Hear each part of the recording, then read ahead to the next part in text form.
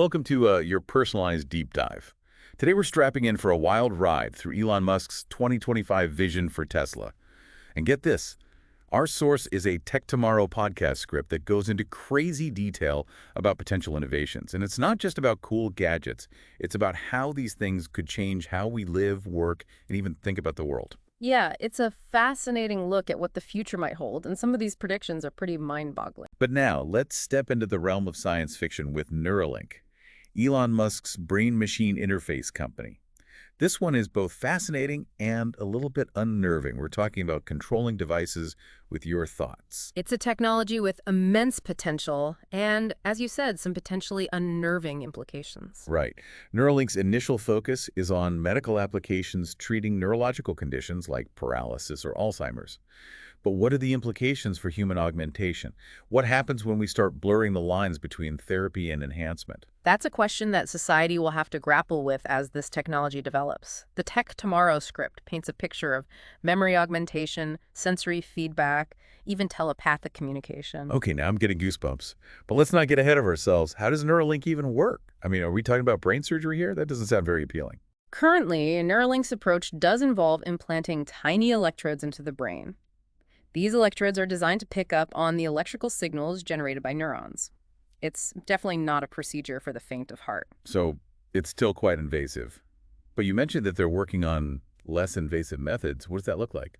The ultimate goal is to create a seamless and wireless interface, something that could potentially be implanted non-invasively or even worn externally. So we're talking about a future where getting a Neuralink implant is as simple as getting a piercing or a tattoo. That's mind-boggling. But it also raises a whole host of ethical and societal questions. I mean, where do we draw the line between therapy and enhancement? At what point does this technology become something that fundamentally changes what it means to be human? Those are questions that we'll need to address as Neuralink progresses. It's a technology that could potentially reshape our understanding of ourselves and our place in the world. But before we dive too deep into the philosophical implications of Neuralink, let's move on to another fascinating prediction. Optimus, the Tesla bot. This is the one that really makes me wonder if we're headed toward a future straight out of a science fiction movie, a robot in every home. This prediction definitely has Jetsons vibes. Elon Musk envisions Optimus as a general-purpose humanoid robot, capable of handling a wide range of tasks, from household chores to more complex jobs. And the projected price point is pretty remarkable, $20,000 to $25,000. That's less than some cars. Musk's goal is to make these robots accessible to a wide audience, not just the wealthy. So picture this. Optimus is doing the dishes, folding laundry, maybe even whipping up dinner. Is this really the future of domestic life? Will robots free us from the drudgery of everyday tasks? It's certainly a possibility. But it also raises questions about the future of work and leisure. Will widespread robot adoption create new jobs? Or will it lead to widespread unemployment? It's a valid concern, and it's one that we'll need to address as this technology evolves. But let's focus on the potential benefits for a moment. Imagine having a robot that could take care of all those tedious chores that we all dread. Think of all the free time you'd have. Right. And it's not just about freeing up time. It's about potentially improving the quality of life for people who struggle with mobility or other physical limitations. Optimus could be a game changer for those individuals, providing assistance and support in their daily lives. That's an excellent point. It's easy to get caught up in the robots are taking over the world narrative. But there are so many potential benefits that could truly improve people's lives. But let's get back to the practicalities of Optimus. What can these robots actually do? I mean, are we talking about Rosie the robot from the Jetsons or something more limited?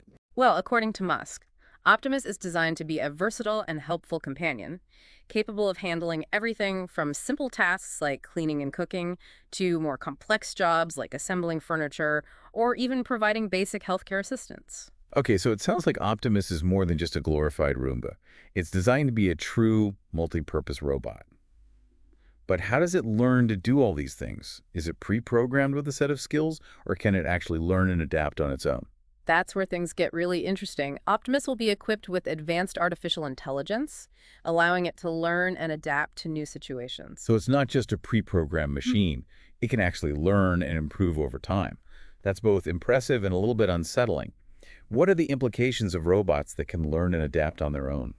It's a question that raises a whole host of ethical and philosophical considerations. Some people might argue that robots with advanced AI could eventually pose a threat to humanity, while others might see it as an opportunity to unlock new levels of human potential. It's a topic that we'll undoubtedly explore in more depth as Optimus gets closer to reality.